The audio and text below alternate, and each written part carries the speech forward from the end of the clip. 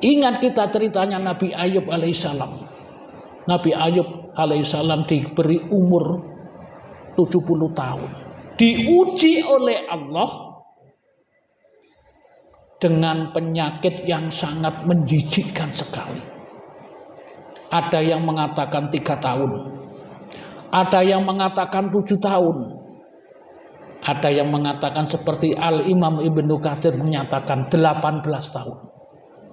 Diuji semacam itu Nabi Ayub sabar dan ikhlas karena Allah.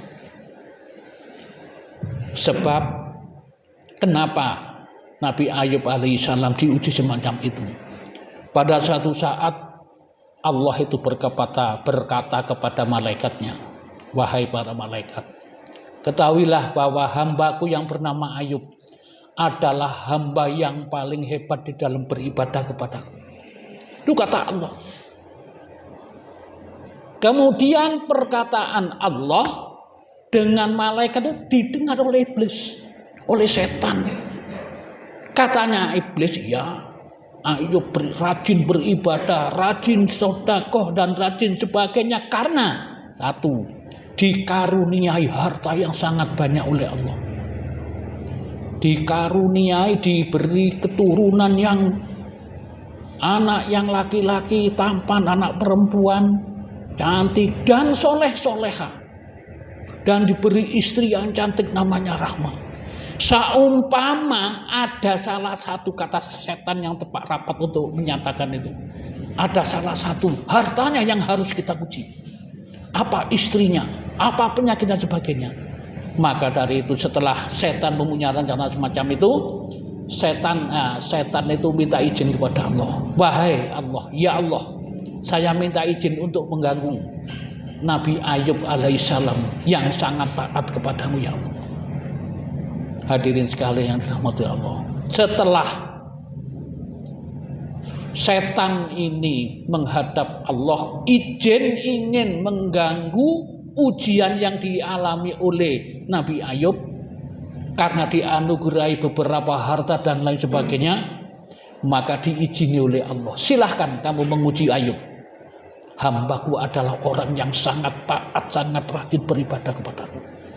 Nah, hadirin sekalian yang dirahmati oleh Allah, karena Nabi Ayub sangat ikhlas dan sabar kepada Allah, maka datanglah iblis kepada Nabi Ayub.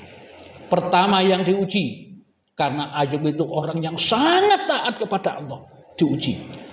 Tiba-tiba di bangunan rumahnya itu, tiba-tiba anaknya waktu kubur roboh, semuanya mati. Bayangkan. Setelah itu ada kematian, Nabi Ayub masih tetap semuanya itu milik Allah dan akan kembali kepada Allah. Itu yang ada di dalam hati Nabi Ayub alaihissalam. Kemudian setelah anaknya mati, tidak mempan iblis untuk mengganggu Nabi Ayub. Akhirnya hartanya dihabiskan juga. Binatang ternaknya dimatikan semuanya oleh para setan tadi itu. Sampai Nabi Ayub tidak punya apa-apa. Yang terakhir, karena diuji 2 kali, anak dan hartanya habis, tidak mempan, tinggal satu ujian setan yang akan dimasukkan ke dalam badan Nabi Ayub, yaitu sebuah virus penyakit yang sangat menjijikkan. Ada yang mengatakan penyakit itu penyakit kusta. Ibnu Katsir itu menyatakan tidak ada satu pori-pori pun yang tidak terkena bibit penyakit di dalam tubuh Nabi Ayub. Sampai badannya Nabi itu membusuk.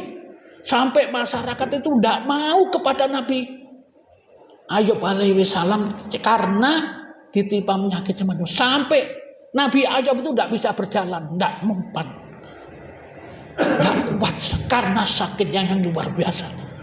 Hadirin sekalian yang dirahmati Allah.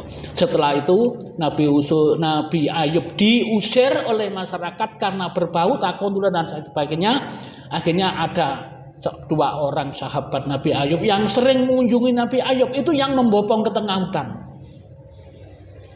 Itu yang membopong ke tengah hutan. Dibopong ke tengah hutan, semuanya bah busuk, semuanya tidak karu-karuan. Cuma yang tidak terkena penyakit itu bibir dan hati. Itu yang diselamatkan oleh mintanya Nabi Ayub kepada Allah itu. Ya Allah, jangan sampai hati dan lidahku ini kena penyakit ya Allah. Biar aku tetap bersyukur kepadamu ya Allah. Hadirin sekalian yang dirahmati oleh Allah. Nah, setelah dia ada di tengah hutan, istrinya bilang, Rahmah, wahai suamiku Nabi Ayub, seandainya engkau meminta kepada Allah, berdoa kepada Allah agar penyakitmu itu diangkat oleh Allah. Nabi Ayub malah menjawab, wahai istriku, terima kasih saranmu, tapi aku malu kepada Allah. Aku diberi umur 70 tahun, dikasih sakit 18 tahun, ini malu saya, lebih banyak sehatnya daripada sakitnya. Dan sahabat yang memumpung tadi sering ke sana, tergah hutan menyambangi Nabi sebut memberikan makanan, ngejak omong, lihat lainnya tidak ada yang mau. Nah, setelah istrinya berkata semacam itu, akhirnya Nabi Ayub berdoa kepada Allah Subhanahu wa taala. Ya, doa Nabi Ayub karena sakit semacam itu tertulis tersurat di dalam surat Al-Anbiya ayat 83. A'udzubillahi minasyaitonirrajim. Allahumma anni masaniyad durru wa anta arhamur rahimin. Itu doa Nabi Ayub alaihissalam. Bisa kita amalkan baik di waktu berdoa kepada Allah. Allahumma anni masaniyad durru wa anta arhamur rahimin. Bisa diwirid kapan saja agar penyakit-penyakit yang ada di tubuh kita ini diangkat oleh Allah Subhanahu wa taala. Kita perbanyak baca itu agar kita ini diberi sehat oleh Allah Subhanahu wa taala. Di samping kita berupaya yang lainnya termasuk berolahraga, naik sepeda, senam dan lain sebagainya. Tapi jangan lupa kita berdoa kepada Allah Subhanahu wa taala. Nah, Nabi Ayub setelah berdoa semacam itu dijawab oleh Allah. Ada di surat berikutnya, wahai Ayub, hentakkan kakimu. Karena tidak bisa jalan, cuma digerakkan sedikit saja akan keluar air yang sangat sejuk dan dingin. Diperintah oleh Allah untuk mandi dan minum. Langsung Nabi Ayub itu sehat pulih kembali, bahkan lebih gagah, lebih tampan. Sampai istrinya Rahmah itu pangling, siapa kamu? Sakit. Itulah hebatnya doa yang dilantunkan oleh Nabi Ayub alaihissalam kepada Allah. Maka dari itu semuanya dikembalikan oleh Allah. Harta bendanya dikembalikan oleh Allah. Anak-anaknya dikembalikan oleh Allah atas izin Allah semuanya.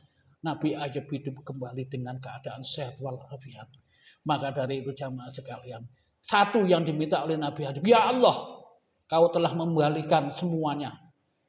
Telah mengembalikan anak-anakku, telah mengembalikan ternakku, telah mengembalikan harta bendaku. Tapi satu yang ku minta ya Allah, kata Nabi Ayub, jadikanlah semua ini berkah ya Allah. Itu hebatnya, tingkat akhlak yang tinggi, tingkat ibadah yang tinggi. Jadikanlah harta yang kau anugerahkan kepada kami ini harta yang berkah ya Allah.